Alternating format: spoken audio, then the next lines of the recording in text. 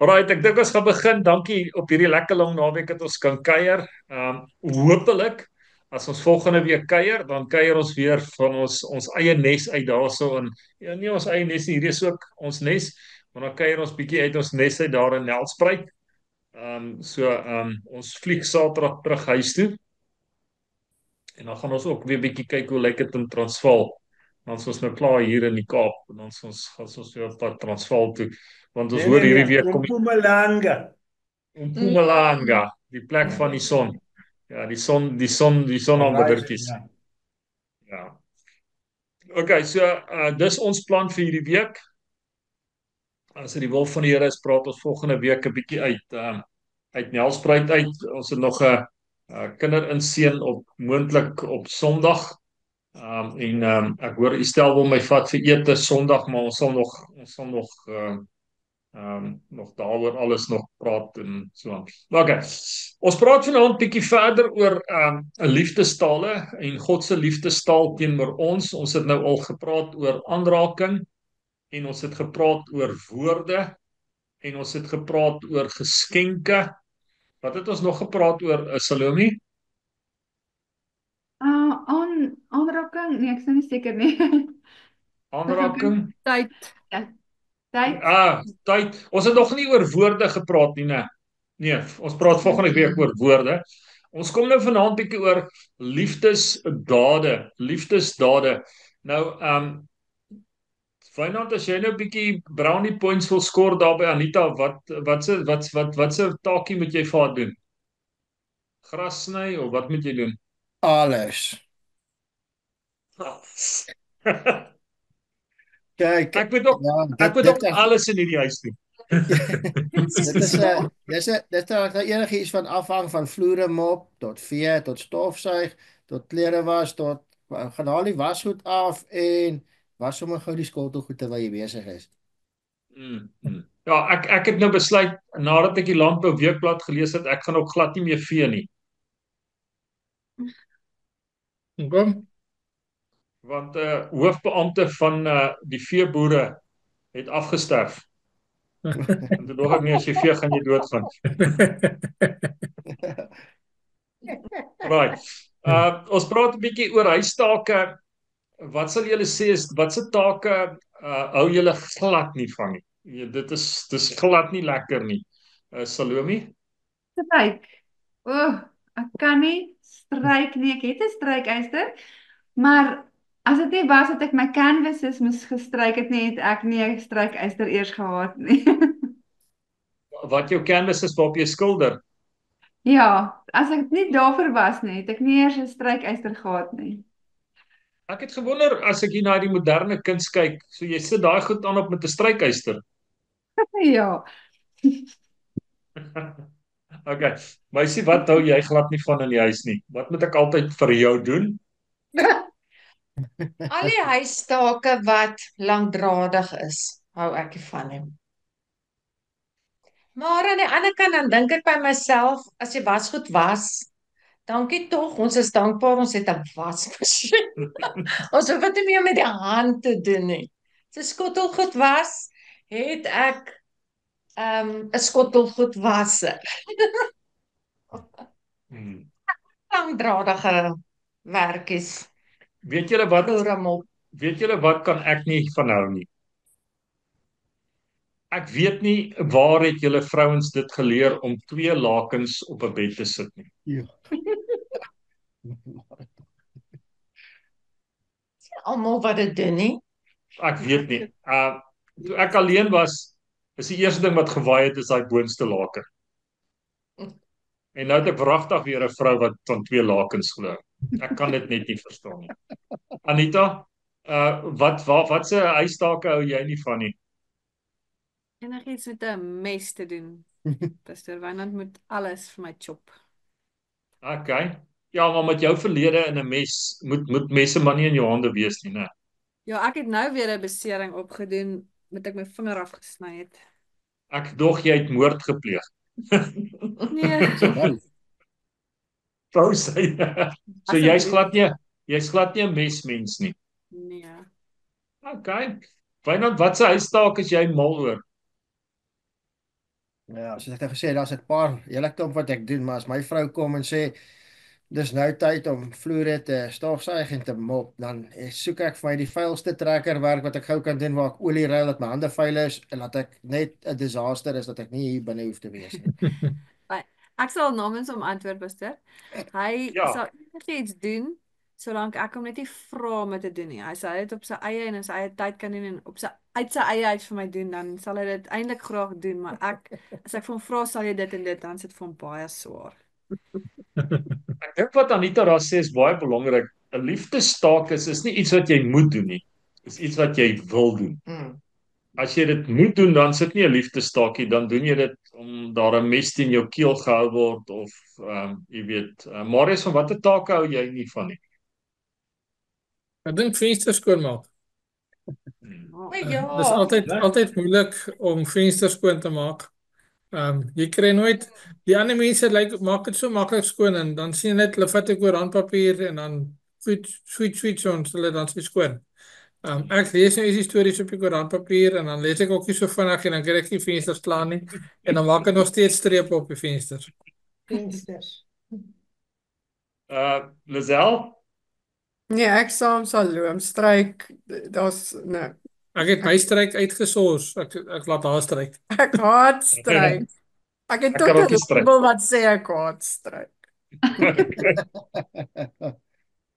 Rina, waarvan hou jy nie?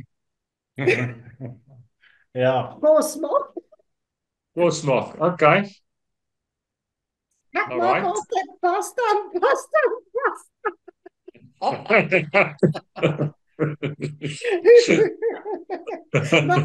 Maar kan jy sien McDonald's kom aan die een.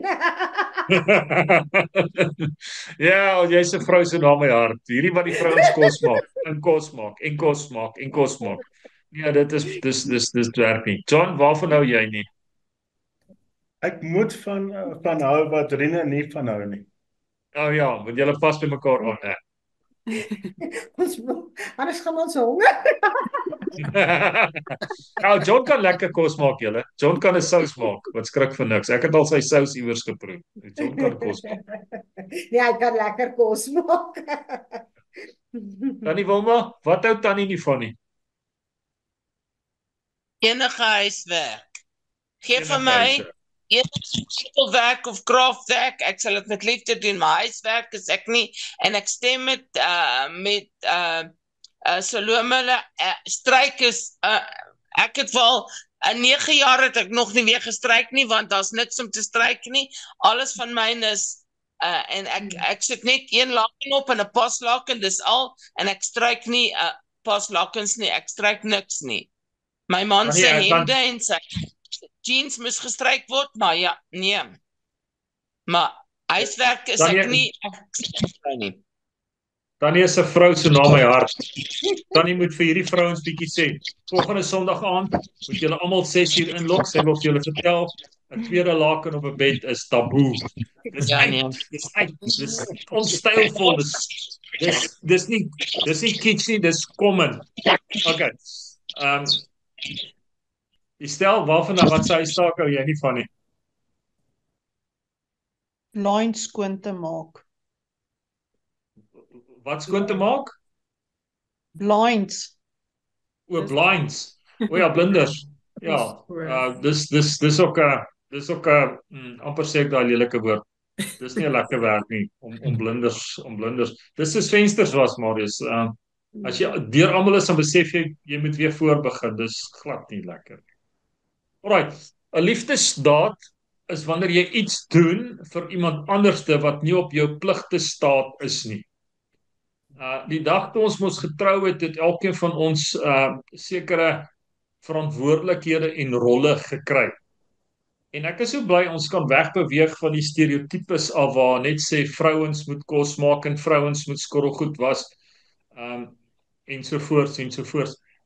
Ek hoor nou eendag iemand sê as hy by die huis kom en sy vrou sit en TV kyk, dan maak hy net die ketting korter dat sy in die kombuis moet bly. Right. Gelukkig is ons verby daardie tyd van daai stereotypes. Maar daar's sekere verantwoordelikhede, soos as die swart sak moet uitgevat word, dan is dit die vrou se werk om die swart sak uit te vat mos.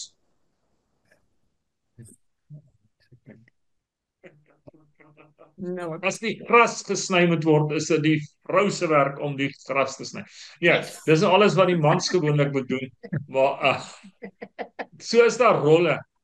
En net so het Jesus ook aarde toe gekom met 'n sekere taakbeskrywing wat hy moes kom doen het hier op aarde. En ek wil vanaand ons moet so 'n bietjie kyk oor ander goed wat nie regtig in sy pligte staat was nie, wat hy ter wille van ons gedoen het. Maar kom ons kyk eers wat sê Romeine 2 vers 4, meisie. Romeine 2 vers 4. Hierdie versie moet jy lekker gaan sit en bietjie herkou. Baie mense kom tot bekering want hulle is bang vir die hel, hulle is bang vir die dood. Maar kom ons kyk wat sê Romeine 2 vers 4. Of verag jy die rykdom van sy goed, tertierenheid en verdraagsaamheid en lankmoedigheid, omdat jy nie besef dat die goedertierenheid van God jou tot bekering wil lei nie. Praat spesifiek oor die C-gedeelte van hierdie vers. Die goedertierenheid van God wil jou tot bekering lei. Lisel, hoe lees jou vertaling? God is so oorvloedig in sy goedheid, verdraagsaamheid en geduld teenoor jou. Minag jy dit werklik waar? Besef jy nie dat God so goed vir jou is, omdat hy vir jou tyd wil gee om tot inkeer te kom nie? So, God trek jou met sy goedheid. Nou wil ek vanaand die vraag vra, in die tyd waarin ons lewe, ja, God is goed, ons kry reën, Wynand hulle is so afhanklik van reën, en sekere deure wat in ons lewens oopmaak, God se goedheid, maar hoe ervaar jy God se goedheid? Of kom ek probeer dit so die sin maak, is op 'n daaglikse basis is God goed vir ons. Maar hoe kom God se goedheid by jou uit? Is die vraag nog steeds onduidelik. Deur die Heilige Waar Gees. is Wynand, as ek sê God is goed, hoekom is God goed vir jou? Hy sorg vir ons, ons het alles wat ons nodig het.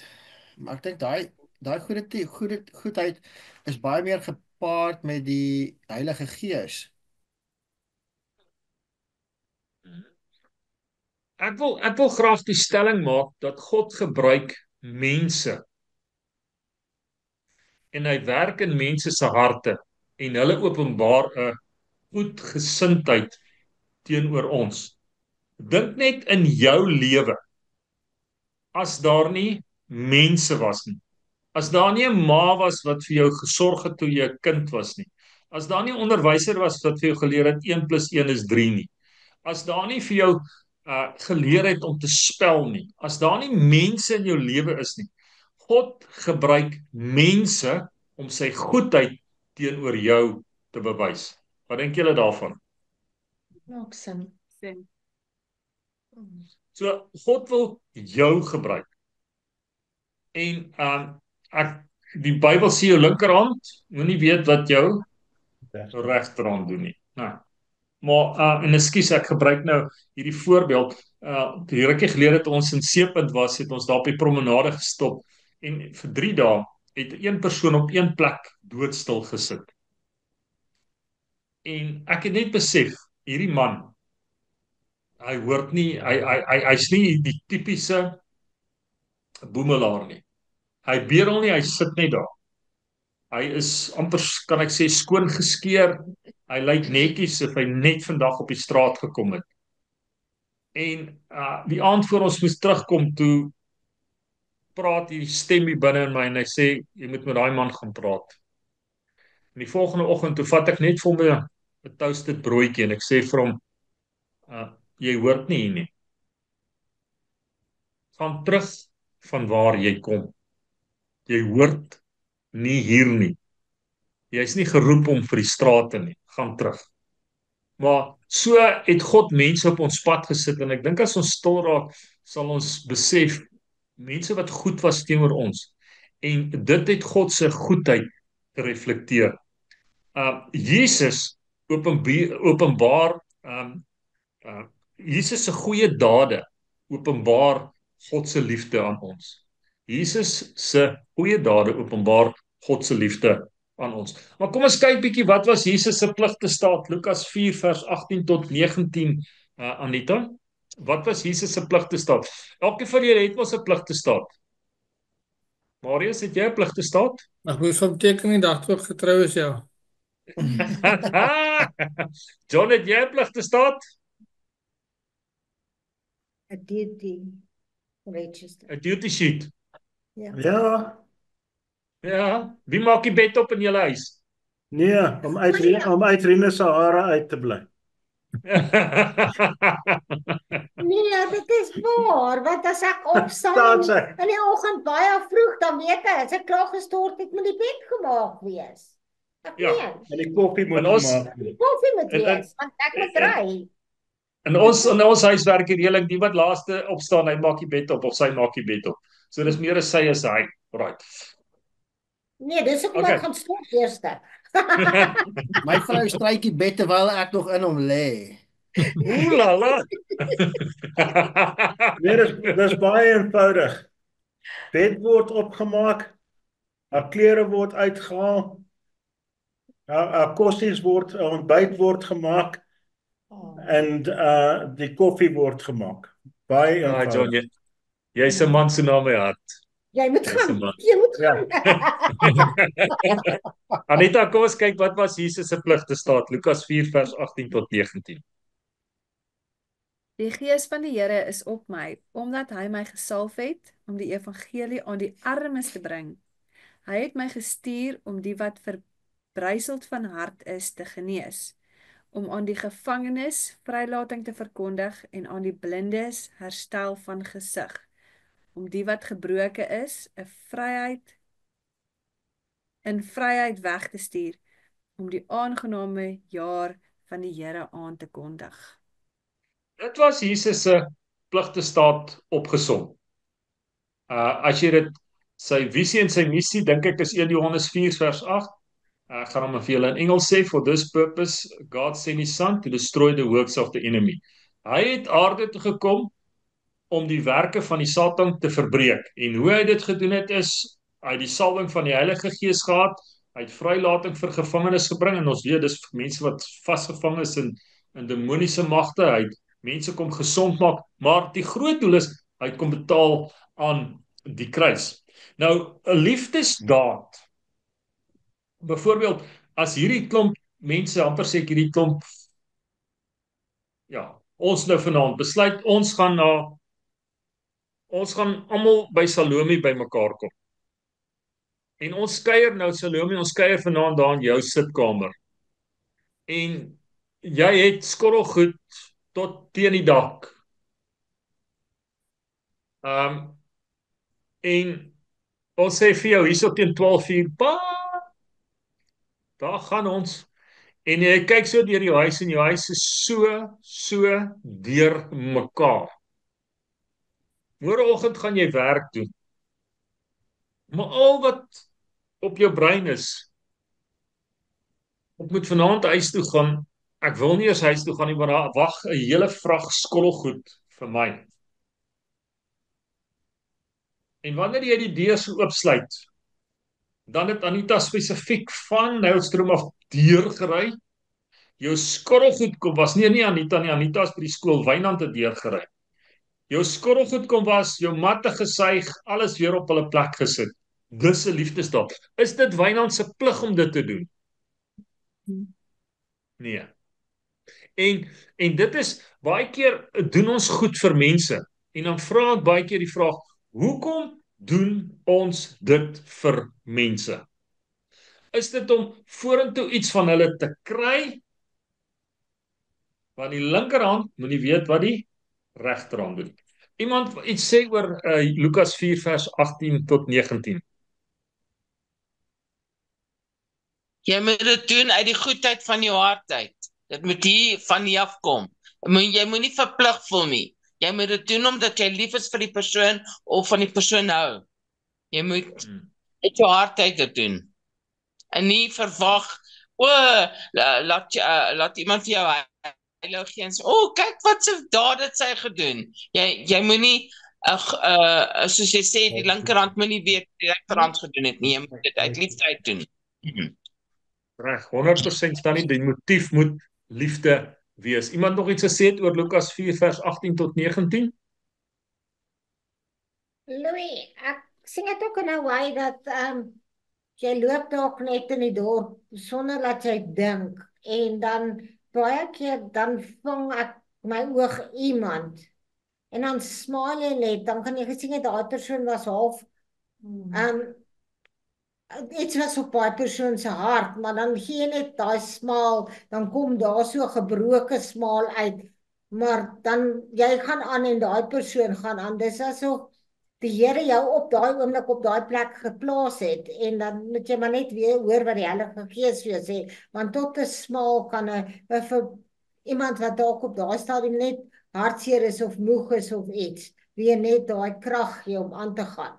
Maar dis die Heilige Gees wat daai persoon die krag gee, maar jou smaal kan net daai verskil maak.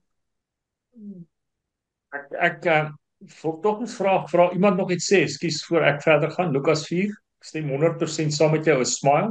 Marius? Ek sê, hulle sê mos, lag in die wêreld lag saam met jou huil en jy huil alleen. Sy tannie 100%. Marius? Liefdesdade is iets wat aansteeklik is. As jy sien iemand doen dit, dan wil jy dit ook doen. Dit is amper half soos 'n gaap. Hy kom half so outomaties, jy hoef nie eens man. hy kom outomaties. So ja, dis nie net is nie net iets wat jy doen nie, dit is iets wat jy aansteek aan iemand anders te ook as jy dit doen. Wat sal ons sê is die verskil tussen 'n liefdesgeskenk en 'n liefdesdaad? 'n daad is iets wat jy doen, 'n geskenk is iets wat jy vashou. Haha, gou daarvan. Okay, 'n geskenk is geld. Hoekom gee ons baie keer vir die bedelaars geld? Ons weet hy's dors. Ja, ons gee vir hulle geld. Ons gee vir hulle geld net om van hulle ontslae te raak.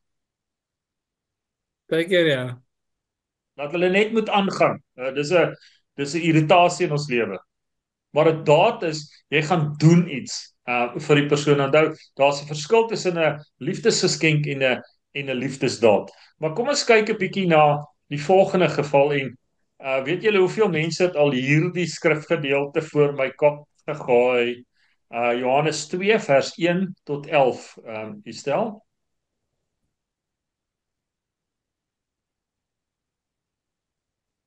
En op die derde dag was daar 'n bruilof te Kana in Galilea, en die moeder van Jesus was daar. En Jesus en sy disippels was ook na die bruilof genooi. En toe daar wynkort kom, sê die moeder van Jesus vir hom: "Het julle geen wyn nie?" Jesus sê vir haar: "Vrou, wat het ek met u te doen? My uur het nog nie gekom nie." Sy moeder sê vir die dienaars: "Net wat hy vir julle sê, moet julle doen." En daar het volgens die reinigingsgebruik van die Jode 6 klipkanne gestaan, wat elkeen 2 of 3 ankers hou. Jesus sê vir hulle: "Maak die kanne vol water." En hulle het hul tot bo toe vol gemaak. En hy sê aan hulle: "Skep nou uit en bring dit vir die hoofdienaar." En hulle het dit gebring. En toe die hoofdienaar die water proe, wat wyn geword het, het hy nie geweet waarvandaan dit was nie. Maar die dienaars wat die water geskep het geweet.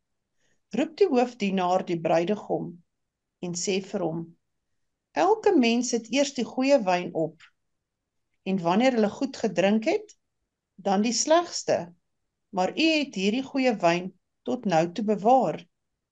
Hierdie eerste een van sy tekens het Jesus te Kana in Galilea gedoen, en hy het sy heerlikheid geopenbaar, en sy disippels het in hom geglo. Dankie, Stel. Hoekom was Jesus op die bruilof? Was Daar's 'n genooi. genooide. Daar's 'n gas. Hy was genooi.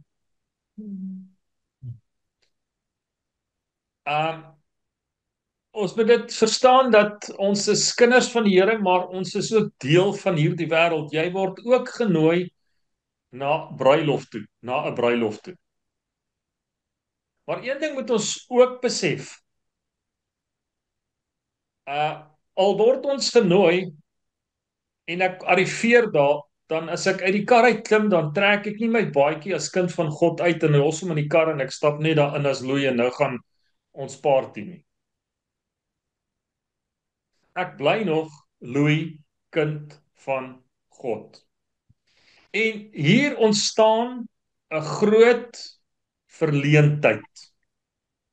Nou, ek is so moeg. Nie moeg nie, maar ek wonder hoeveel mense het al ek met oor hierdie skrifgedeelte in gesprek gegaan. Mense wat weet hulle vergryp hulle aan drank en dan timmer hulle vrou en hulle timmer hulle kinders. Ons het nou die aand na John geluister hoeveel padongelukke gebeur as gevolg van dit en dan sê hulle maar Jesus het wyn gemaak. Ja, 100 keer, miljoene keer. Hulle ken net een gedeelte in die Bybel en dis hierdie ene. Maar vra ek van waar staan dit dan sê in die Bybel. Maar hy sal nie vir my sê is in Johannes nie, maar is right. Okay. Jesus het wyn gemaak, so ek kan maar sê as ek wil sê. Okay, ek gaan nou nie vanaand daarna toe nie. Maar een ding wat en dan is daar weer redenasies. Dit was nie wyn soos wat ons wyn ken nie. Want hulle het 14 dae bruilof gehou en as jy vir 14 dae mekaar drink, dan gaan jy papdronk wees. So dit was iets wat se alkoholinhoud baie laag was ensovoorts. Okay, maar ek gaan nie in daai redenasies nie. Jesus is by Kana. Hier by en hulle is by 'n bruilof. En hier kom sy ma na hom toe en sê vir hom, die wyn is op. As ek by 'n bruilof is en hulle sê vir my die wyn is op, dan sê ek glory, hier gaan nie 'n geveg uitbreek vanaand nie. Solank daar Coke Zero is ek 100%, jy verstaan. Maar nou die vraag is, hoekom het Jesus water in wyn verander? En dis wat hulle vir hom gevra het om te doen. Om die verleentheid te spaar. Dit was 'n verleentheid, Wynand, ek stem saam met jou. Want wie was verantwoordelik vir die wyn? Die bruidegom was verantwoordelik. En ewe skielik die hardloop hulle uit druiwesap uit. Of nie wyn uit, kom ons noem dit nou maar wyn, oikon, is die Griekse woord is oikon, dit was wyn gewees. En ja, as jy te veel van dit gedrink het, kan jy dronk word. So hier hardloop hulle uit wyn uit. Okay, die eerste een is, hoekom het Jesus die water in die wyn verander? Hy het geweet niemand hoef huis toe te ry nie. Ekskuus tog, Hy het geweet niemand hoef huis toe te ry nie. Die donkies ken die pad huis toe. Nee. Ek kan nou iets antwoord dit. Om 'n verleentheid te spaar vir hierdie ou. Hoekom het Jesus hoekom het hy nog 'n gedagte, hoekom het hy wyn verander? Ek dink sy mate groot aandeel gehad in die openbaring of die eerste opening van sy wonderwerke, as ek dit so kan stel. Ja. Dit was die begin van sy wonderwerke. So God gryp die geleentheid aan om sy grootheid. Nou kom ons terug na Lukas 4 toe. Sy pligte staat. Ewe skielik skop sy pligte staat in. Hy was nie daar om sy pligte staat te doen nie, hy was daar as 'n gas. Maar toe die geleentheid omkom. Dis net soos jy's op 'n bruilof, jy gaan om jouself te geniet op 'n bruilof, maar hier is iemand wat God nodig het. Dan kan jy maar in die hoekie gaan staan met hierdie ou en jy kan 'n gebed saam met hom doen. Jy kan die saligheidsplan met hom deel. Jy kan. En dis wat Jesus gedoen het. Hy het die geleentheid aangegryp. En wat vir my baie interessant is, water is natuurlik. Dis die natuurlike, ons kry daai tyd nie uit 'n kraan uit nie, uit die put uit gekry. Maar wyn vat 'n proses. Vat tyd. En mag dit vanaand vir een van julle dalk iets beteken om te besef dat jy's miskien vanaand in 'n proses. Maar God kan die tyd aandraai. God is in beheer van die tyd. En natuurlik is dit ook 'n teken van die nuwe wyn, die nuwe tyd wat gekom het. Want ewe skielik was die wyn wat hy gemaak het was hoe kan ek sê beter as die ou wyn. Die Nuwe Testament, die nuwe verbond is beter as die ou verbond. Enige opmerkings van julle kant af oor hierdie gedeelte?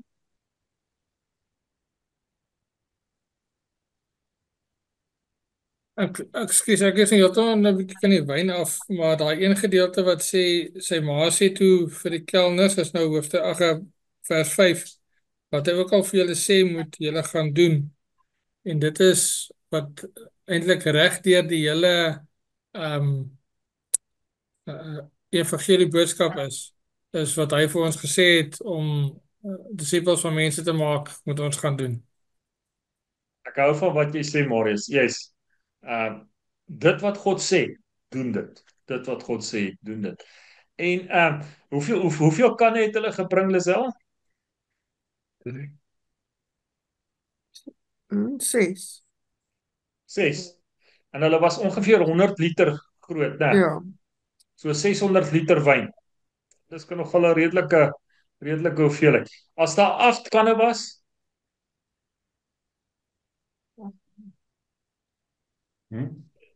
iets wat as daar 8 kanne was, sou hy 8 kanne verander het in wyn.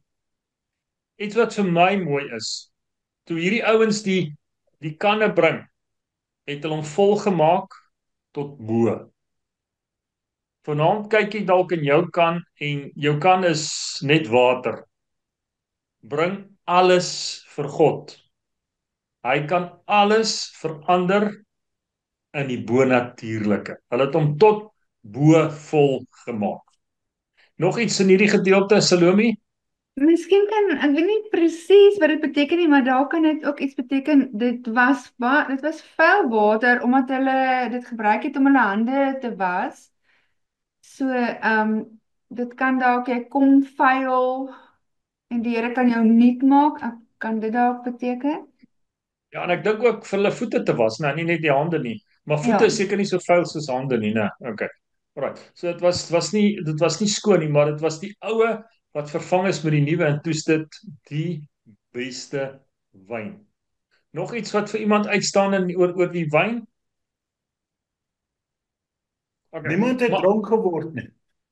Daar's nie mense wat opgeteken is dat iemand het dronk geword nie. Yes. Yes.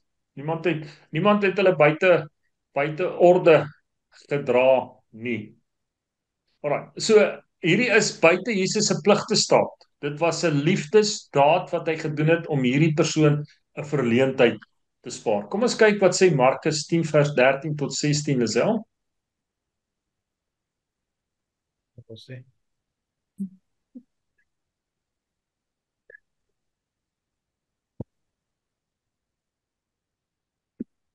Ouers het hulle kindertjies na Jesus toe gebring sodat hy hulle kon aanraak en seën, maar sy disippels het hulle daaroor aangespreek. Toe Jesus dit sien, was hy verontwaardig en het vir hulle gesê: "Laat die kindertjies toe om na my toe te kom. Moenie hulle keer nie, want God se koninkryk is juis bedoel vir almal wat soos hulle is.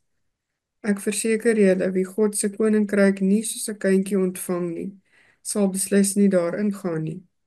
Toe het hy sy arms om die kindertjies gesit, sy hande op hulle koppe gelê en hulle geseën. Okay. Hierdie is ook nie in Jesus se pligtestaat gewees om kinders te seën nie. Maar hoekom het ouers kinders na Jesus toe gebring? Hoekom sou jy jou kind na Jesus toe gevat het?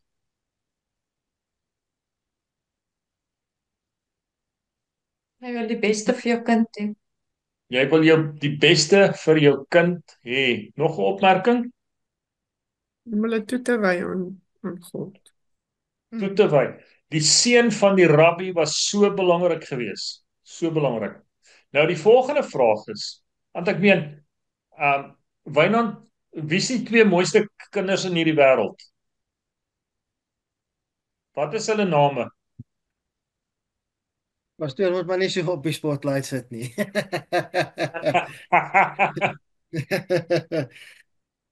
Ja, jou kinders. Elkeen se kinders is die belangrikste. Hulle is die beste. Hulle is die mooiste. Ek kyk so na 'n party van julle, veral julle mans, en dink ek heerlikheid. Ek wonder of julle ouers dan trots was op julle. Nee, ek spot sommer maar net. Julle moes seker die prys gevat het vir die lelikste babas, maar is alright. Net 'n maak kon die wees vir ons.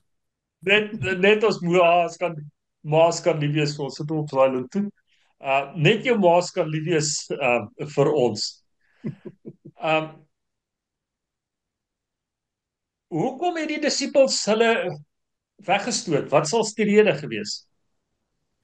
Hulle wou pla. nie hê die ouers en die kinders moet die Here of Jesus geplaai het nie. Hy's besig met sogenaamde belangrike werk daar.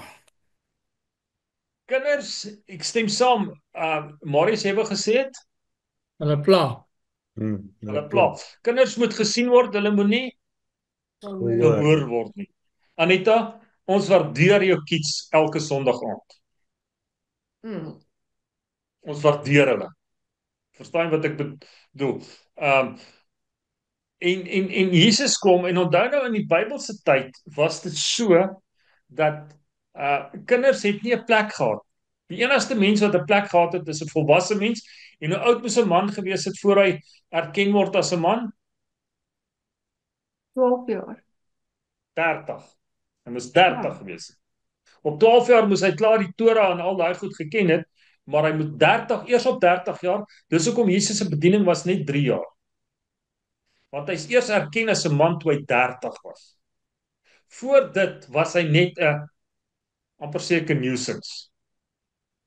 Kinders was gesien net as hulle moet daar wees, want hulle is die volgende geslag. Maar Jesus verander dit en hy slaan sy arms om hulle en hy seën hulle.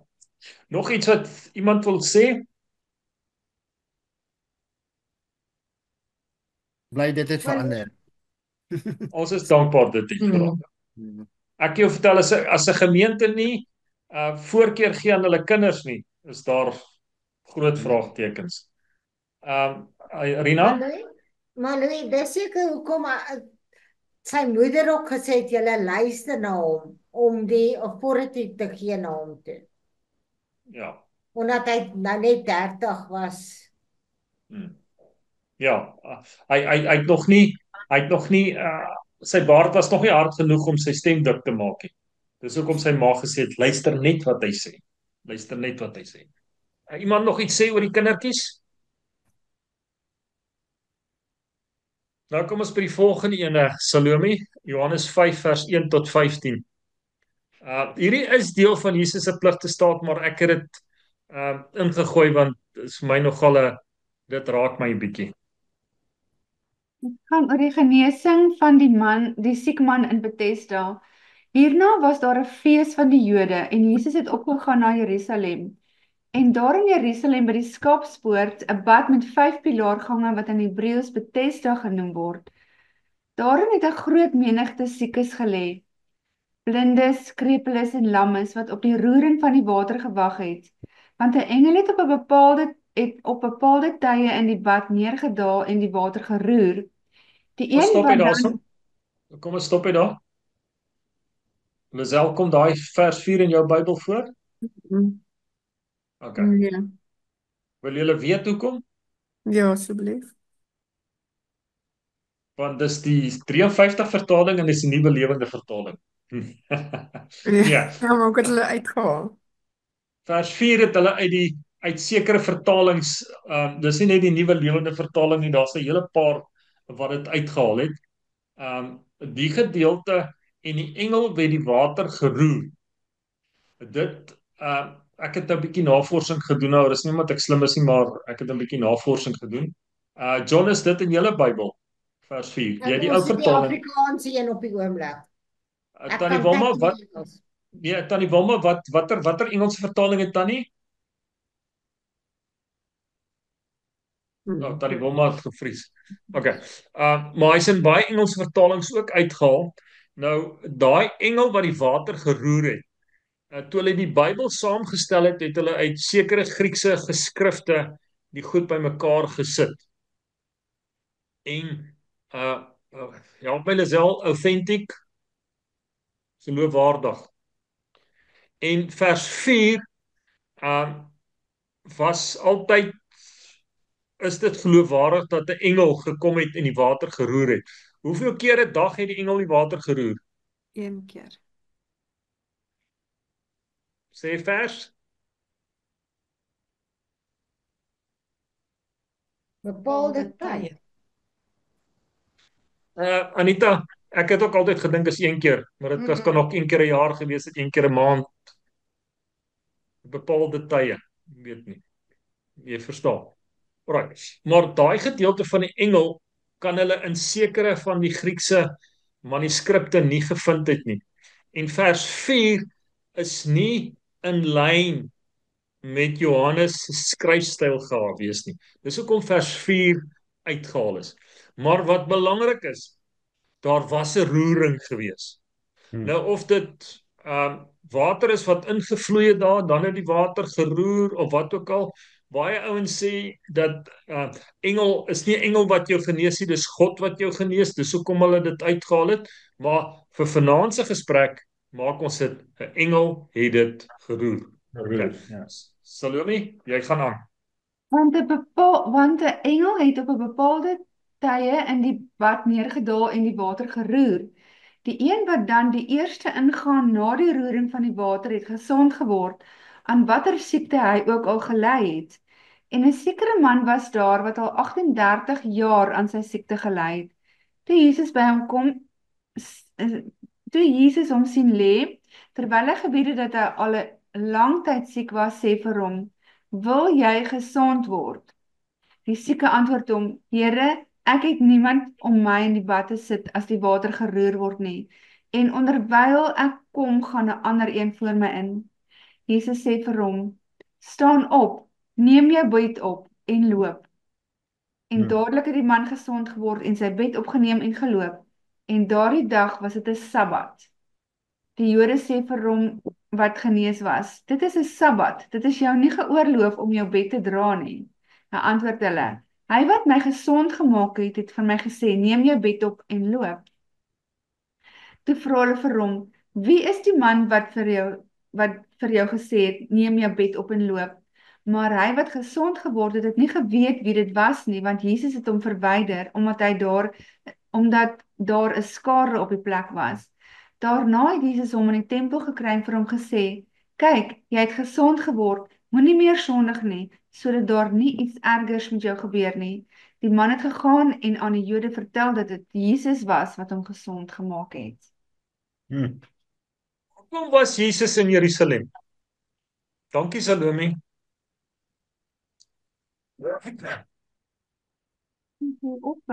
Offertyd. Ekskuus? Vir die offertyd. Okay, ek het 'n offer, het ek enige teenoffer? Ja, ek dink dit was Paasnaweek, Paastyd. Ek het 'n Paasnaweek, ek het 'n offer. Wat sê vers 1? Fees van die Jode. Daar was 'n fees. So Jesus het Jerusalem toe gegaan. Daar was 'n fees en dis hoekom ek hierdie gedeelte insit. Sy doel was om na die fees toe te gaan. Hoekom was Jesus by die bruilof? Hy was genooi. En hy was op pad na die fees toe, maar op pad fees toe loop hy verby Bethesda. Wat se siekte het hierdie persoon gehad wat by die bad gelê het? Wat was sy probleem? Was verlam. Was paralyzed. Hy was verlam, het ek enige ander offer op die tafel?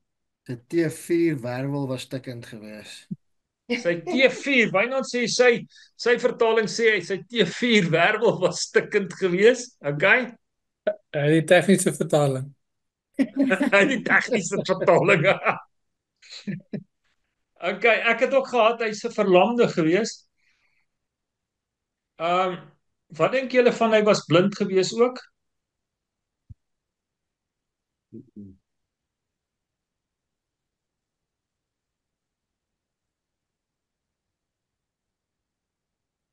Hoe het hy geweet dis Jesus wat met hom gepraat het?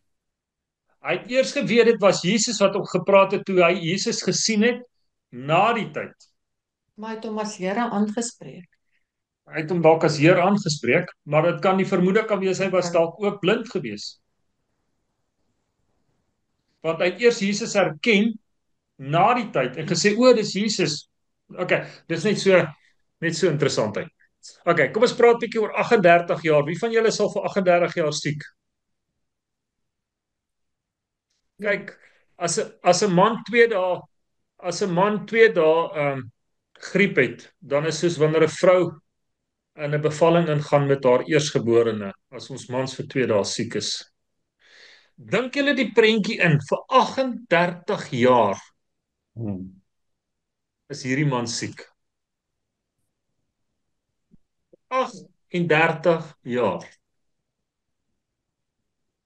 Dink 'n bietjie aan die gesprek elke aand as hy by die huis kom. My man, hoe was jou dag gewees? John, jy's hierdie man wat 38 jaar siek was. Wat gaan jy vir jou vrou sê? Hoe was jou dag gewees vandag? Die water het nie geroer nie. Water het nie geroer nie. Niemand van my help nie. Môre kom hy daar. My man, hoe was jou dag gewees? Wat gaan jy vir haar sê? Ek was nie eerste nie. Ander het voor my ingegaan, want niemand was daar om my te help nie.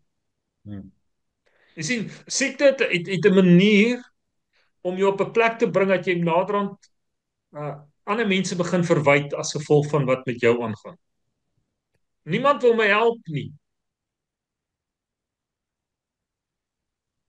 Okay, moet ek nie verder gaan nie. Moet ek net stop hierso? Mario sê so. Dit is so. Nie so. Wel, wys jy vir jouself. Sê, preach it, brother, preach it.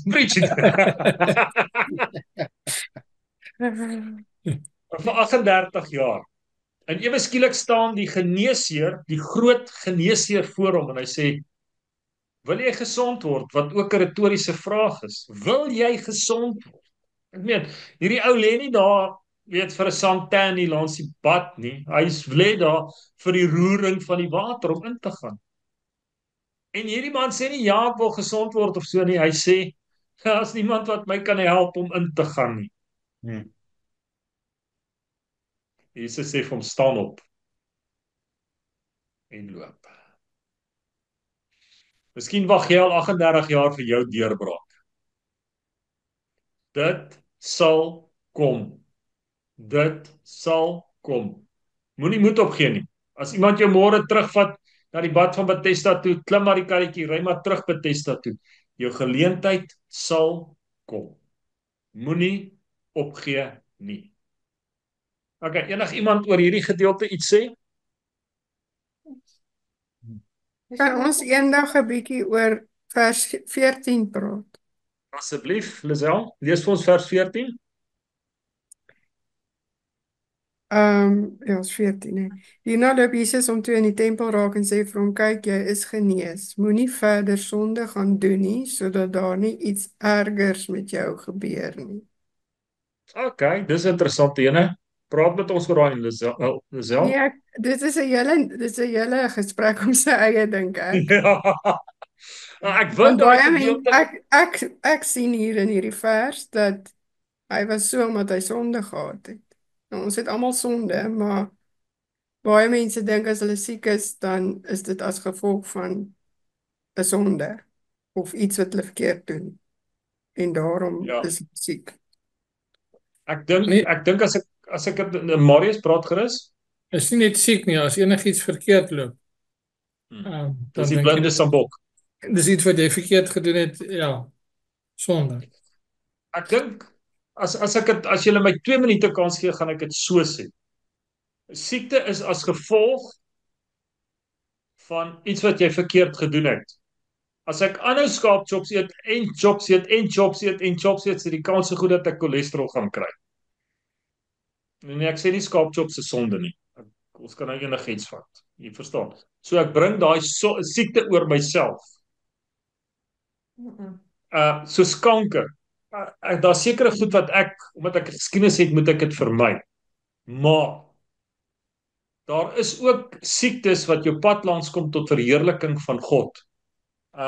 Ek wou eers die gedeelte ingesit het van die jong man wat blind was en toe sê die disippels vir Jesus, is hy blind as gevolg van sy ouers se sonde, is hy blind as gevolg van sy sonde en so voort. En ons moet pas op om op 'n plek te kom om alles te probeer ontrafel. Hoekom het dit gebeur? Ons moet as ek nou cholesterol het as gevolg van foute wat ek gedoen het of HIV het as gevolg van foute wat ek gedoen het, dis oké. Jy verstaan. Moenie weer teruggaan in daai pad nie. Jy verstaan. Die Here het my gesond gemaak. Hou jou gesond. Okay, dis my 2 minute is om, Lisel. Okay, reg. Alright, maar ek dink ons kan bietjie oor daai gesels spesifiek daai een. Maar sonde is nie te sê as jy siek is, jy het gesondig nie. Ek dink ek kan 'n mens die verbintenis tussen die twee woorde sit, pastoor. Gesond, Ja, het altyd begin met 'n S, ja. Siekte en sonde. Okay. Maar dis die laaste wat aan die verbintenis kom. Maar sonde kan 'n oorsaak hê dat jy siek word. Ja, deur jou eie leefwyse se toedoen. Maar dan kom 'n siekte wat byvoorbeeld te doen het soos longkanker wat te doen het met lug wat jy inasem. Wat of jy is blootgestel aan gifstowwe. En ek stem hier met Louis saam. Ons moet versigtig wees om sekere goed is net nie daar om te kan ontrafel deur ons menswees nie. Maar ek voel baie sterk daaroor en dis my persoonlike opinie dat ons kan nie sê daai persoon het kanker gekry want hy het gesondig nie. Want daar is mense met daar's nie 'n groot sonde en 'n klein sonde nie. Maar hier is moordenaars, hier is sondaars op hierdie ons leef in 'n gebroke wêreld. Dis waaroor dit gaan. En jy kry werklik 'n sondaar wat tralala deur die wêreld gaan en maar eendag net moet ek weet nie of ek myself duidelik maak nie, maar ek dink nie 'n mens moet sonde koppel aan siekte nie. Ek dink aan vers 14, Lisel. Ek dink op daai ene, miskien was daar iets wat hierdie ou verkeerd gedoen het. En net hy en Jesus het daarvan geweet. Jesus sê vir hom, hou net op daarmee. Hou net op daarmee. Okay. Alright, kom ons gaan na die laaste een toe ons tyd hardloop uit. Johannes. Ekskuus Louis, maar Jesus praat ook nie van 'n siekte wat hom gaan tref nie. Hy praat van iets ergers wat met jou kan gebeur. Net sowel kan hy Sondag gaan hy land op in 'n tronk en in die tronk kap hulle sy hande af. Ja, of hy kan die ewigheid mis daardeur. Of ja, absoluut. Kan die ewigheid mis daardeur. Okay, kom ons gaan na die laaste ene toe, Johannes 21 vers 4 tot 14. Die stel sal jy vir ons lees asseblief?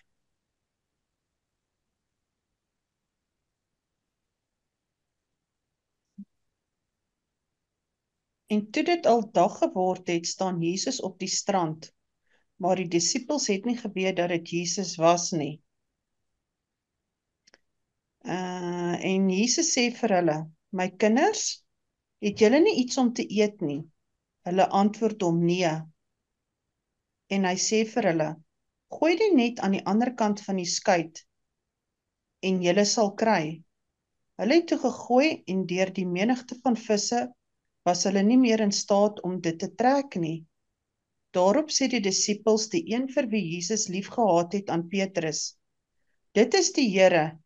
En toe Simon Petrus hoor dat dit die Here is, gord hy sy bokkleed om, want hy was naak, en werp hom in die see. Maar die ander disippels het met die skytjie gekom en die net met die visse gesleep, want hulle was nie ver van die land nie, maar omtrent 200 el. Tot 14. En toe hulle geland het, sien hulle 'n koolvuur op die grond en vis daarop lê en brood. Jesus sê vir hulle, bring van die visse wat julle nou gevang het. Simon Petrus het in die skuit geklim en die net op die land getrek, vol groot visse, 153 in getal. En hoewel daar so baie was, het die net nie geskeur nie. Jesus sê vir hulle, kom eet. En niemand van die disippels het gewaag om hom te vra, wie is u nie? Omdat hulle wis dat dit die Here was. En Jesus het gekom en die brood geneem en het aan hulle gegee en so ook die vis. Dit was al die 3de keer dat Jesus aan sy disippels verskyn het, nadat hy opgestaan het uit die dode. Okay. Hoekom het Jesus vir sy disippels ontbyt gemaak? Of kom ons vra eers die vraag, Anita. Ontbyt maak, was dit op Jesus se pligte staat? Ja. Okay. Hoekom het hy vir sy disippels ontbyt gemaak as dit nie op sy pligte staat is nie? Ek sou sê dit was net om vir hulle weer daai versekerheid te gee, laat hy lewe. Hy het geweet sy disippels is honger. Ekskuus, en hulle is moeg, hulle het die hele nag gewerk. As jy die hele nag gewerk en die eerste ding wat jy doen, jy eet 'n bees op en dan gaan jy slaap. Hulle is moeg, hulle is honger. Hulle het niks gevang nie, hulle is honger. Hy het vir hulle omgegee. Hy het vir hulle omgegee, Tannie Bomma. En dis vir my die belangrikheid vandag, is dat God se liefdesdaad wat hy verrig is, hy weet van jou behoefte. Hy weet jy's honger. Hy weet jy het dit nodig. God het jou nie vergeet nie. Hy weet dit. En dis hoekom hy buite sy pligte staat gaan om sy liefde te bewys. Enige iemand wat iets wil sê oor Johannes 21 vers 4 tot 14? Ek dink as ons die heel eerste vers wat ons vanaand gelees het ons gelees oor die goedertierenheid van die Here, wat hy wil deur die goedertierenheid hê jy moet bekeer of na hom toe kom. En ek dink hierdie was 'n goedertierenheidsdaad gewees. Dis waarom dit belangrik is dat ons ook dit moet doen. Verseker Wynand. So, vir my is hy die behoefte aangespreek, maar ook vir toekomstige voorsiening, want hy het geweet wat lê vir sy disippels voor. Hy het geweet dit gaan moeilike tye wees waar hulle gaan deurgaan. Maar om te sê, die oue werk nie, los die vis van, dit werk nie, die oue werk nie. Julle beweeg in 'n nuwe tydvak in waar julle nie mense, vissers van mense gaan word, maar ek sal altyd vir julle sorg. Ek sal altyd vir julle sorg. Fluit. My tyd is op. Ek dink dit Ek het so. nog baie. Ja. Ek het nog baie om te sê, maar my tyd is op. Marius, Ek dink dit is ook om moed te hou in dit waarmee jy besig is. Hulle het nou hele aand niks gevang nie en ek wil amper sê in die laaste 10 minute het alles ingekom. Hou altyd moed met dit waarmee jy besig is. Die verskil kan net in daai laaste 10 minute dalk lê. Verseker. Anita, lees vir ons Openbaring 3 vers 8 asseblief.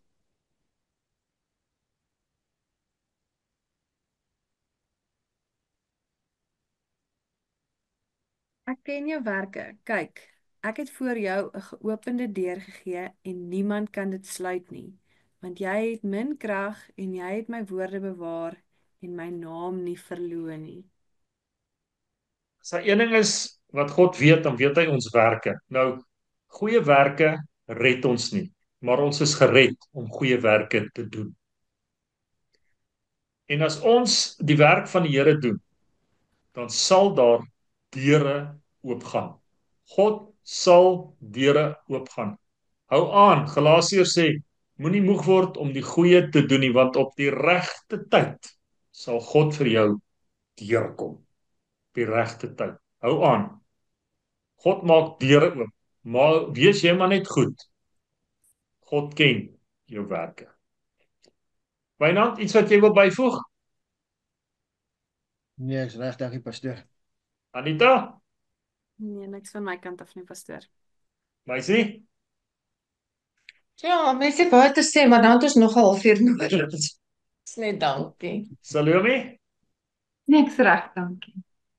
So net jou nuwe blyplek? Baie dankie. Ek moet vir jou sê, waar ek sit, lyk dit vir my daai blinders is nogal reguit opgehang, hoor. Ja, En skoon gemaak. lank gevat. Ons skoonseun het kom Weg aan. Was dit nog gewees? Tannie Wilma, iets van Tannie se kant af? Niks nie, dankie Louis. John? Nee, dit is Nee, reg. reg. Rina is reg. Estel? Reg, dankie. Lisel? Nee, is reg, dankie. Nee, Brits? Ek dink Jesus het gekom om ons te inspireer om goed te doen vir mekaar en dit te doen wat nie op ons pligte staat is nie. Kom ons gaan mooi deur die Bybel en kyk wat dit alles is en doen dit dan aan die mense rondom ons. Ek dink terwyl jy so praat, Marius, kom daai skrifgedeelte by my op as jou broer sê hy kry koud. Wat help dit of om te sê ek bid vir jou? Ons gee nie vir hom 'n kombers nie. En ek dink baie keer maak ons die fout, ons wil die mense reg bid. Miskien het hulle net 'n houtebroodjie nodig, né? Of dan glimlag. Daai glimlag, Mm. daai glimlag nodig. Mm. Kom ons praat 'n bietjie oor gebedsversoeke, Estel. Ek is reg, dankie Louis. Tannie Wilma, gebedsversoeke? Ja, 'n vriendin van my se ag is familie van haar neef se dogter. Hy is oorlede en toe kom sy oor na haar pa se begrafnis toe beland sy in die hospitaal en nou is sy oorlede. En sy het hy is van Australië en sy het 2 kinders, 2 jong kinders nog tieners en asseblief as hulle vir die man en die kinders sal bid asseblief want dit was 'n baie en gelukkig daar was 'n besluit of hulle die masjiene moes afsit of nie moet afsit nie, maar die Here het haar hemel toe gevat en hy hoef nie daai besluit te geneem het nie. Wat is daai familie se van Tannie? Haar naam is Amelia en die man se naam is Willem. Amelia. Ja, Amelia is oorlede. Ja, Willem is die ek weet nie wat die kinders se naam is nie, maar Willem is die man. Ons bid vir Amelia se familie dan. Ja, John en enigiets van jou kant af? Gebedsversoeke? Daar's 2 dinge asseblief Louis, ons bid net vir die mense daar wat aan die Wilma bly in 3 riviere. Helfte van 3 riviere is nou onder water, né? Want die 3 riviere wat daar inkom, die Suikerbos, die Kliprivier en dan natuurlik die Valrivier. Ja, so helfte van daardie plek is onder water daar, so daar's oor die 300 mense wat moes verwyder word daar. So en dan die tweede ding, ons moet net asseblief bid vir mense buitekant daar. Selfmoord het in die laaste 6 maande meer as verdubbel. Ja. En ons word uitgeroep vir dit nou kort na mekaar vir dit nou.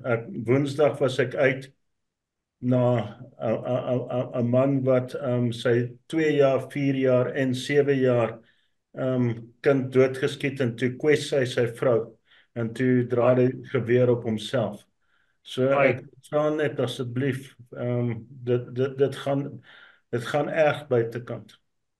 Ai John, ons dink aan daai mense. Ai. Rina, iets van jou kant af? Nee, myselfde, dankie.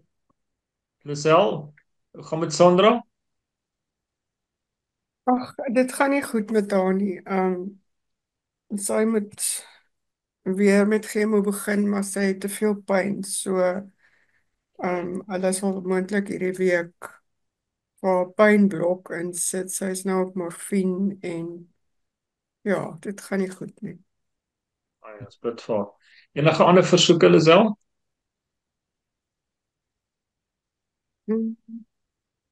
Nee, ek dink is okay, dankie. Is oupa nou alright?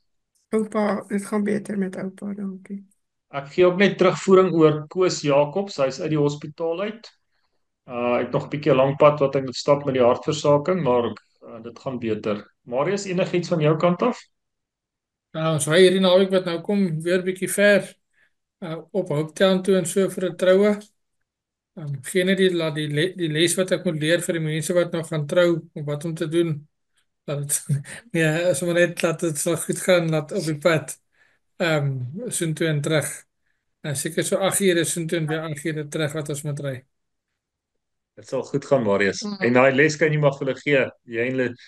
Jy's met 'n baie moeilike vrou getroud en jy het al die kennis gekry om dit dan. Hulle sal ek spot met jou. Salome? As ek net weer gaan staande versoek hou Reinhardsplaas en dan my huis dit behoort as wel die koper betaal nou die fooie nou die einde van die maand en dan is alles reg vir registrasie, dan gaan hy ingaan vir registrasie dat dit asseblief goed sal gaan. Ek is ook baie dankbaar die endorsement is geteken van die meester. Hy het dit daarom gedoen na 3 maande. Nie te lank en is nogal vinnig. So ek is baie dankbaar. Baie dankbaar vir dit en jou baie dankie vir die gebede en dankie vir my familie, my Bybelkerk familie. Ja, dit sal goed gaan, Salome. En die kerk is opgewonde oor die as daai geld in jou rekening kom vir die kerk se bydraes, soos die kerk is. Ja, hulle kan nie wag. Enige versoeke van jou kant af, meisie? Anita, iets van jou kant af? Pastoor, ek het 2 goed. Eerstens, ek wil net vra, ons boerdery en finansies is, ja, ons baie leiding nodig en hulp en genade en oop sluise. En dan die tweede versoek is daar's 'n ek het nou 'n boodskapie gekry vandag, dink ek, van ek dink dis ek sal nie sê 'n vriendin nie, maar 'n persoon met 'n vrou wat ek ken, se dogter is swanger met 'n ek dink die babatjie is nou so 500 gram, maar sy het nou servikale kanker, die ma. So hulle moet nou kyk wat hulle gaan maak met die kind, of hulle kan hou tot 5 weke en of sy met chemo moet begin en dan. So dis baie hartseer vir almal, dink ek. Wynand, iets van jou kant af? Nee, is reg, dankie pastoor. Anita, wie is daai dames wat kanker? Die vrou se naam is Leanne. Leanne, Lisel, het jy hom? Ja. John, kan ek jou vra asseblief om vir ons te bid? Lord, thank you for tonight, Lord. Lord, thank you that you came to this earth so that we could be set free. Lord, be with all of us. Be with these prayer requests, Lord. Let your will be done, Lord, and not our will. And Lord, we thank you. And Lord, let us go out there into this world and let's make a change one heart at a time, Lord. And Lord, we thank you and we need you in our lives every minute of this day. We thank you. Amen. Dankie julle. Mag julle 'n wonderlike aand hê. Geseënde aand en dan net die Here baie lief vir julle. Bye. Tata julle. Bye. Mooi weer. Bye.